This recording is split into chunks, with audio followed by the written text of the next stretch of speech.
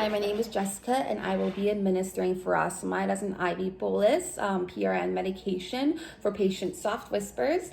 Before I get started, furosemide is usually is a diuretic medication that's usually indicated for patients who have edema from heart failure, cirrhosis, renal failure, and it's also indicated for patients with hypertension.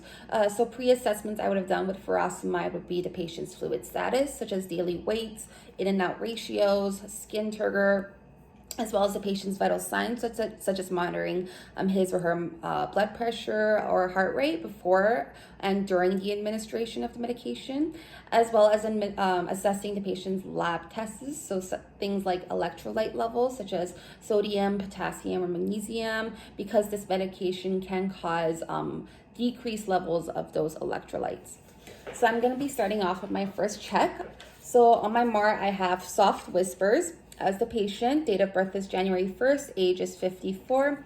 He's ordered furosemide 40 milligrams as an IV push, and I'll be comparing that with the dose I have on hand in the vial, which is indicated as furosemide 40 milligrams per 4 mils as an IV in the vial, expiration date is 2030 and it's currently 2022. So this vial, even though it's open, it's still viable. So we got the patient, the medication, the dose. Right now it's currently 1740. So the patient will be administered this medication at 1740, which I'll be writing down. It's indicated for the patient's possible edema or hypertension, and it is through IV bolus. So that would be my first check. And the second check will be done after I withdraw the medication from the vial. So in order for me to do that, I had done a pre-calculation. So the dose ordered is 40 milligrams, and the dose I have on hand is 40 milligrams as well over 4 mils. So I would calculate it as 40 milligrams over the dose on hand, which is 40 milligrams, times the milliliters that I have on hand in the vial, which comes up to 4 milliliters that I would have to withdraw from the vial to get 40 milligrams of furosemide. So first thing I'm going to do is I'm going to alcohol swab the vial to get rid of the contamination.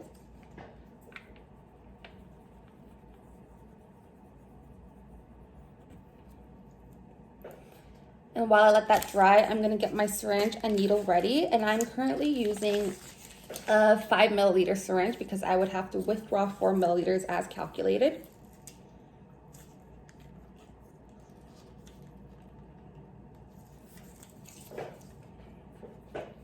Before I insert the needle into this vial, I'm going to withdraw 4 milliliters of air.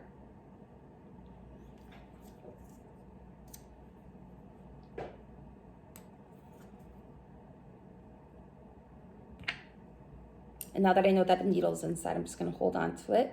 Make sure that the tip of the needle is in the air of the vial. Insert the air into the vial. And withdraw 4 milliliters of medication.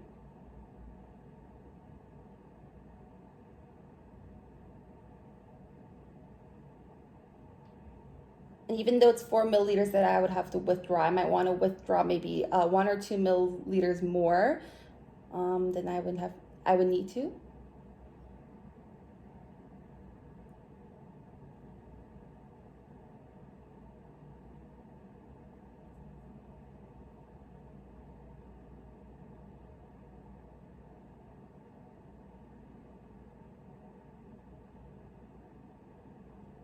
I just see some air bubbles at the bottom, so I'm just going to shake it once. Okay.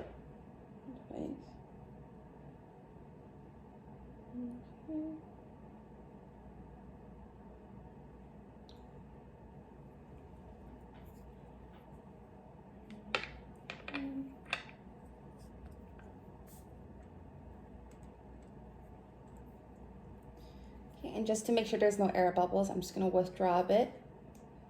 Pop some air out from the top.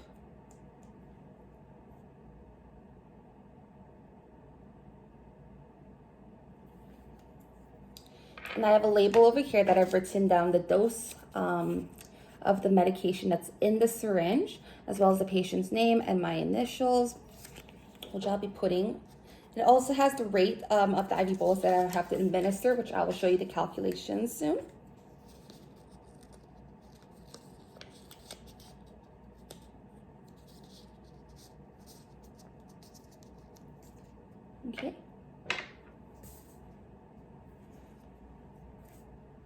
And this is my 4 milliliters of furosemide. I don't know if you can see it. There you go. And I'll be comparing that to the MAR one more time. So the patient's name is Soft Whispers. Soft Whispers, date of birth is January 1st, age is 54. He's ordered furosemide 40 milligrams as an IV push. So in this syringe, there's 40 milligrams in 4 mils as an IV bolus. It is currently 17:30, so we'll be administering at 17:30. It's indicated for the patient's possible edema or hypertension, and it is through an IV bolus. And before I get started doing the IV bolus administration, I would have to do another calculation. So based on the PTM that I have on hand here, this medication is approved as an IV direct medication. It should be undiluted up to 120 milligrams. And the maximum rate for this medication to be administered as an IV bolus is 40 milligrams per minute. So that means that I would have to do another calculation so that I would know how many milligrams I would have to administer in 15 seconds. So over here, I got 40 milligrams over 60 seconds as written as the PDTM. 60 seconds is equivalent to 1 minute.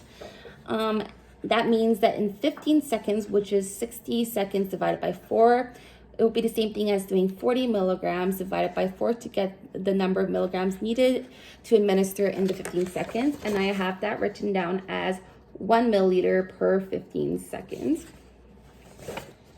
And I have written down the rate on the medication syringe here as well.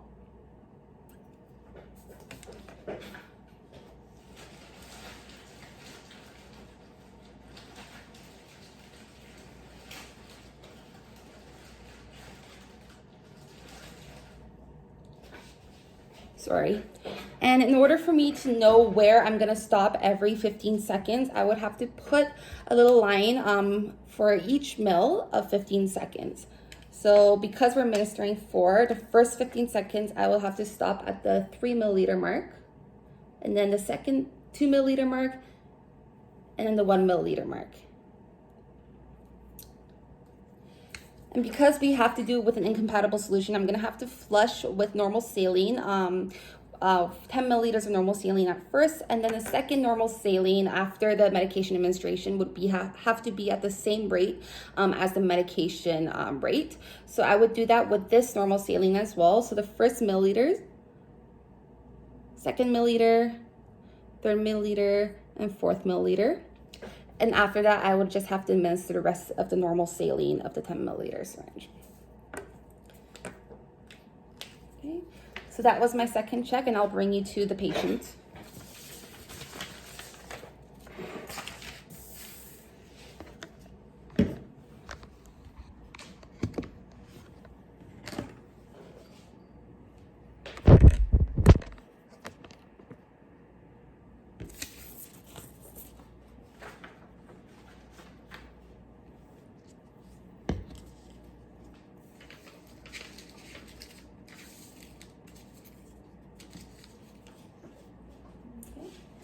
So I brought all my equipments with me.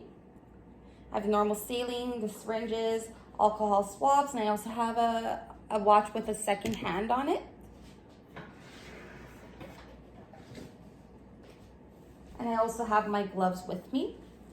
So I'm gonna double check the patient identification. So the patient's name is Soft Whispers. He or she has the ID pen with them. Date of birth is January 1st. He's ordered furosemide 40 milligrams as an IV bolus. Furosemide 40 milligrams as an IV bolus. He's ordered this because of a possible edema or hypertension. It's currently 17:30 right now, so we will write that down in the MAR. And it is by IV bolus, and it's a PRN medication. Okay. And before I administer the medication or the normal saline, I'm just gonna check the site for any signs of infiltration, redness, or swelling to assess the patency of the medication. And if you look over here, the patient is currently on a continuous infusion of an incompatible solution. And so before I administer the normal first 10 mils of normal saline, I'm gonna have to stop the Alaris pump, but in this case, I'll just have to clamp this.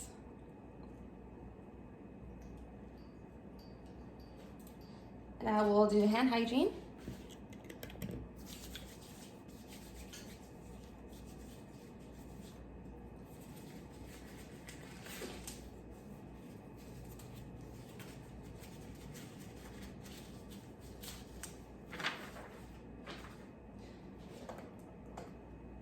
An IV bolus medication is going to go to the port that's nearest to the patient. So I have my first normal saline.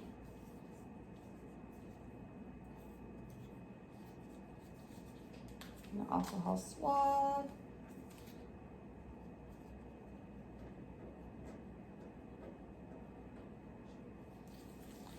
Throw that in the garbage.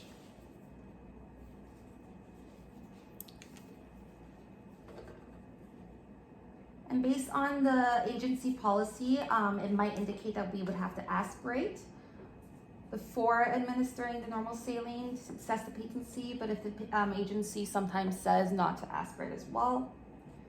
So push, push, push. Assess the site for signs of infiltration or swelling. And if we don't see any sort of adverse reactions, then we could just administer the rest of the normal saline. Okay. An alcohol swab one more time.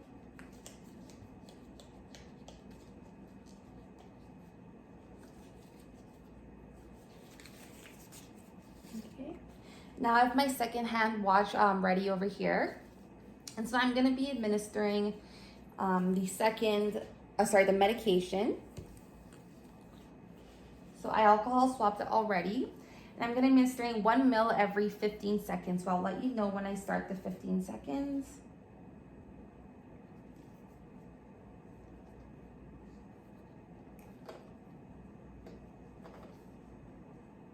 Okay. First 15 seconds.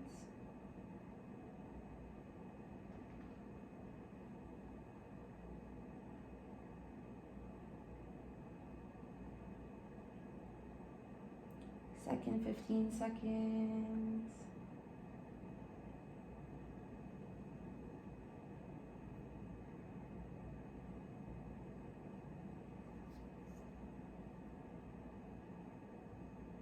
Third 15 seconds.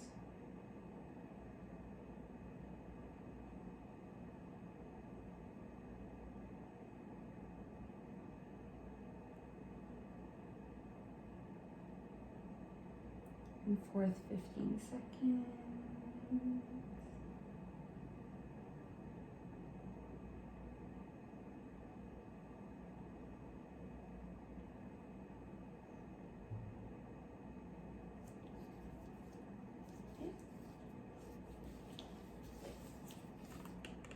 Now alcohol swap the site one more time.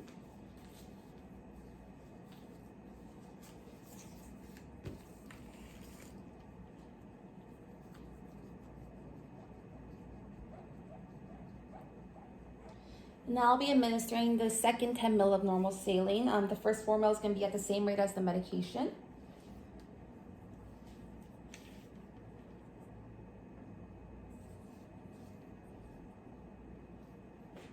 So I'll let you know when I start. I'll start now, first 15 seconds.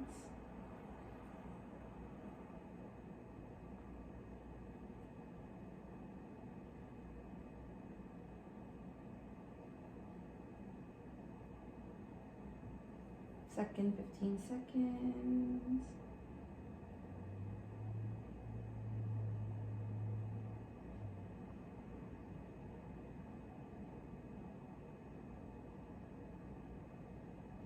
Third 15 seconds.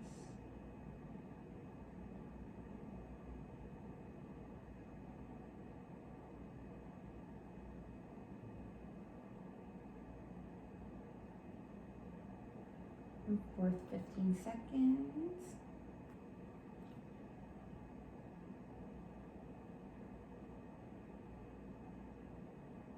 So I've administered all of the 4 mLs. So So that's the last of the 4 mils with normal saline, and the rest of the 6 mils of the 10 mils normal saline will just be administered to get rid of all of the medications into the patient so that the incompatible solution can be started once more and there will be no interactions between the solutions.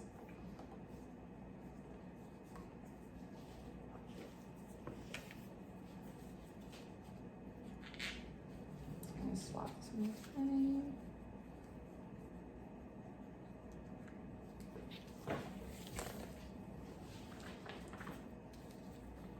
And then we'll sign off.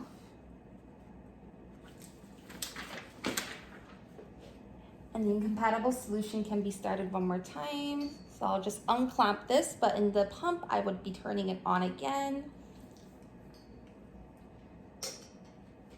Again, assessing the site for any infiltration, swelling, or redness, asking the patient if they have any pain.